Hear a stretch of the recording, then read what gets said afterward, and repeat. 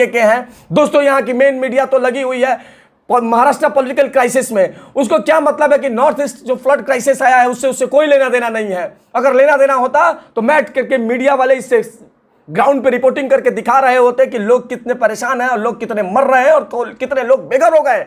लेकिन एक दिन भी इस पे कोई चर्चा नहीं होती है। नमस्कार दोस्तों, मेरे YouTube channel advocate Jagjit Kumar Bhatt में आप सभी का स्वागत है। दोस्तों आज हम बात करने जा रहे हैं नॉर्थ ईस्ट में जो बाढ़ से तबाही का मंजर आया है, उस मंजर की तस्वीरें कुछ सबसे पहले आप देखें और देखने के बाद आपको लगेगा कि किस तरीके से तबाही का मंजर है। सबसे पहले आप ये वीडियो देखें।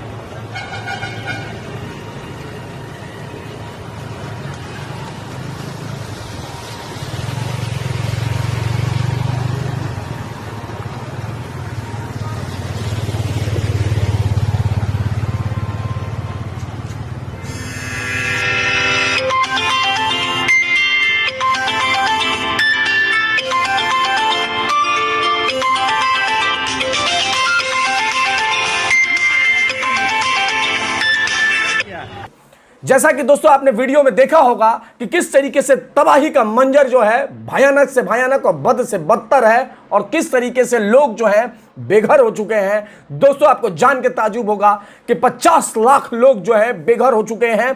1.5 लाख लोग जो है करीब करीब बेघर माइग्रेट कर चुके हैं और लगभग 1425 से रिलीफ कैंप चल रही हैं। लेकिन दुर्भाग्य है इस देश का दोस्तों कि मेन स्ट्रीम की जो मीडिया है वो इसे कवरेज तक नहीं करती है। पता नहीं उसकी कौन सी मजबूरी है, मेरे समझ से तो परे है। अपने को वो कहने वाले कि मैं 4th पिलर ऑफ डेमोक्रेसी, और आज जो इतने लोग अफेक्टेड हैं बाढ़ से उनकी प्रॉब्लम्स को दिखाने के लिए आप नहीं दिखा रहे हैं, तो ये झूठा है कि आप 4th पिलर ऑफ डेमोक्रेसी हैं और किस तरीके के हैं। दोस्तों यहाँ की मेन मीडिया तो लगी हुई है महाराष्ट्र पॉलिटिकल क्राइसिस में। उसको क्या मतलब है कि नॉर्थ ईस्ट जो फ्लड क्राइसिस आया है उससे कोई लेना देना नहीं है। अगर लेना देना होता तो मैट करके मीडिया वाले इससे ग्राउंड पे रिपोर्टिंग करके दिखा रहे होते कि लोग कितने परेशान हैं और लोग कितने मर रहे हैं और कितने लोग बेघर हो गए।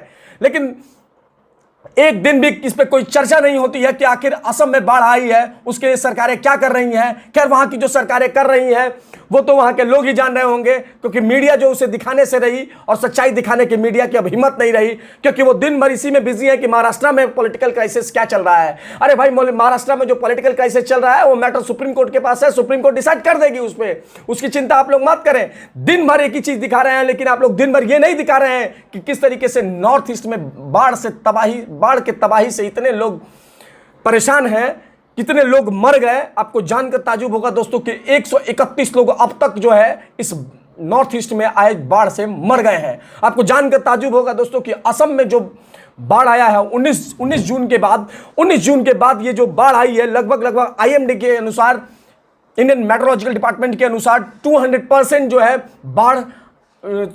200% से ज्यादा बारिश हुई है। आप समझिए दोस्तों, एक तो असम जो है वो नदियों के बीच का वैली है, जो वहां का ब्रैक वैली है वो पूरा का पूरा अगर आप देखेंगे तो वो नदियों से घिरा हुआ है असम, और घिरे होने का परिणाम है कि वहां पे चूंकि वहां पे जो उसकी जियोग्राफिकल कंडीशन है वैसी है, इसलिए बाढ़ आ रही है। इधर बे ऑफ बंगाल में अगर आप जाएंगे तो वहां पे जो है हवाएं बहुत तेज चल रही हैं। ये सारी चीजें तो खैर ज्योग्राफी की बातें हो गई दोस्तों, लेकिन मैं ये बातें क्यों बता रहा हूं क्योंकि आप जानिए कि बाढ़ में इतने लोग परेशान हैं कि जिसका कोई हिसाब किताब नहीं है, वो जिसमें पड़ती है वही जानता है।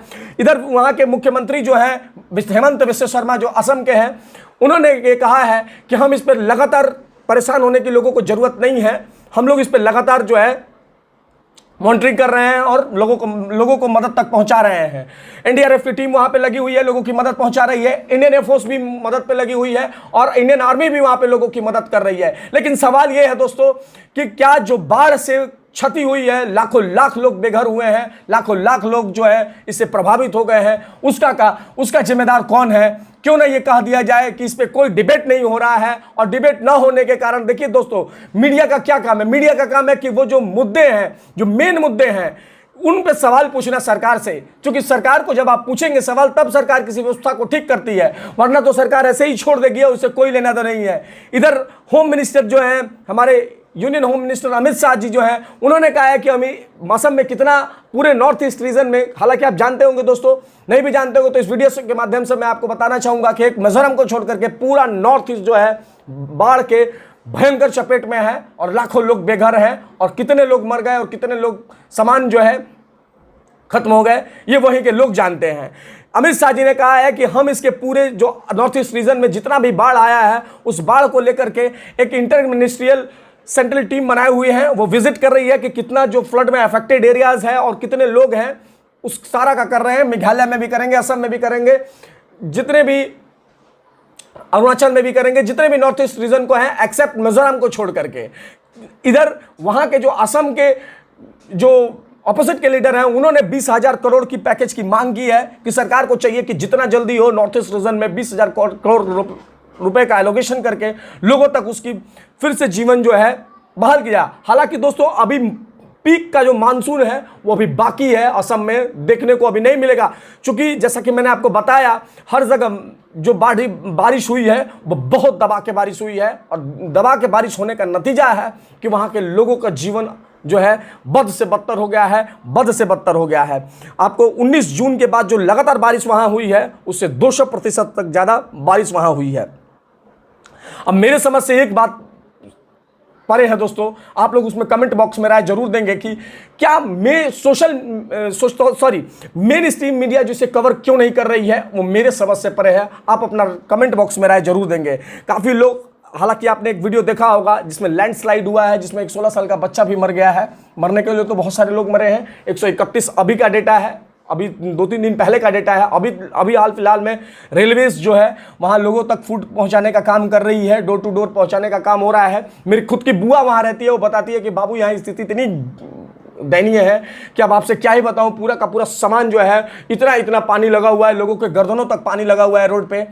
क्या हालत होगी दोस्तों आप कल्पना करिए। और ऊपर से ये मीडिया दिखाने का काम नहीं कर रही है। ये सबसे बड़ा जो है नाइंसाफी है उन लोगों से जो लोग बाढ़ में प्रभावित है इतने बुरी तरीके से। खैर बांग्लादेश के भी लोग बहुत ज़्यादा प्रभावित है दोस्तों। टोटल डेथ जैसा मैंने कि आपको बताया 131 के करीब है। और दोस्तों 18% तक आप जानते होंगे काजीरंगा नेशनल पार्क रिजर्व जो है वो 18% तक डूब चुका है। कितने जानवर मर गए इसका कोई हिसाब किताब नहीं है। अब जानवर वो प्रेमी कहाँ हैं, जितने जो बोलते हैं कि एनिमल प्रेमी हैं वो कहाँ हैं? क्यों नहीं सवाल किया सरकार से, क्यों नहीं पूछा सवाल सरकार से आपने कि भाई आखिर काजीरंगा नेशनल पार्क में इतने सारे जानवर जो मर गए अब उनके राइट्स का क्या हुआ? केवल ढोंग है इन लोगों का कि हम जो है एनिमल्स की रक्षा करने के लिए लड़ रहे हैं, ये ढोंग है दोस्तों।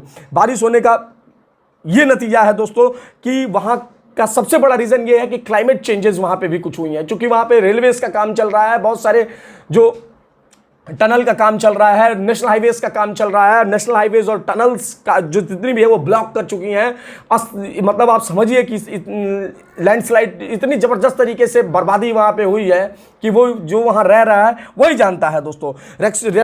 जो असम है, असम को पूरा का पूरा जो हिमालय रीजन से पानी आता है वहाँ पे। आप चूँकि जानते होंगे कि ब्रह्मपुत्रा नदी है, ब्रह्मपुत्रा जो है वो तिब्बत से आती है। तिब्बत से आने का परिणाम है कि इधर हिमालयन रीजन से पानी आ रहा है, तिब्बत से पानी आ रहा है। तो पूरा का पूरा जो असम है दोस्तों वो एक ब्रैक वैली जो है वो पूरा का पूरा जो अगर आप देखेंगे वो नदियों के बीच का है। और नदियों के बीच का होने का परिणाम ये है कि पानी बहुत बड़े स्तर पे जो है वहाँ पे लोगों के घर में लग चुका है और लोगों का जीना दुश्वार हो चुका है दोस्तों।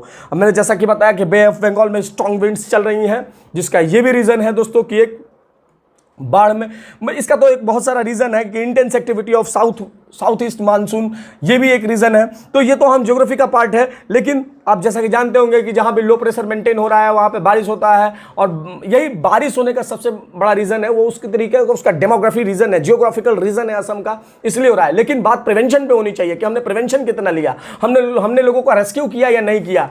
तो देखिए दोस्तों, मैं तो अब यही प्रेयर करूँगा कि जितना जल्दी हो वहाँ पे नॉर्थ ईस्ट रीजन की स्थिति सामान्य हो जाए, क्योंकि बहुत बुरी हालत है दोस्तों, बहुत बुरी हालत है। जिनके ऊपर पड़ती है, मैंने पूर्व में भी कहा, जिनके ऊपर पड़ती है वही जानता है कि उसके ऊपर क्या बीत रही होती है। लोग मर गए, लोगों के सामान खराब हो गए, लोग वहाँ से माइग्रेट कर रहे हैं, सरकार को इस पे जितना जल्दी हो ध्यान देना चाहिए और इस भयानक त्रासदी से लोगों को बाहर निकालना होगा, क्योंकि लोगों की स्थिति बहुत दयनीय है दोस्तों। बाकी बड़े स्तर पर लोगों की मदद करनी होगी सरकार को, ताकि लोग जो है सामान्य स्थिति में जी सके। बाकी देखते रहिए मेरा यूट्यूब चैनल दोस्तों। अपना कमेंट बॉक्स में राय जरूर दे दोस्तों कि मेन स्ट्रीम मीडिया जो है असम फ्लड्स के क्राइसिस को क्यों नहीं दिखा रही है। जरूर अपनी राय दें, शेयर करें, सब्सक्राइब करें मेरे यूट्यूब चैनल को दोस्तों। धन्यवाद दोस्तों, धन्यवाद।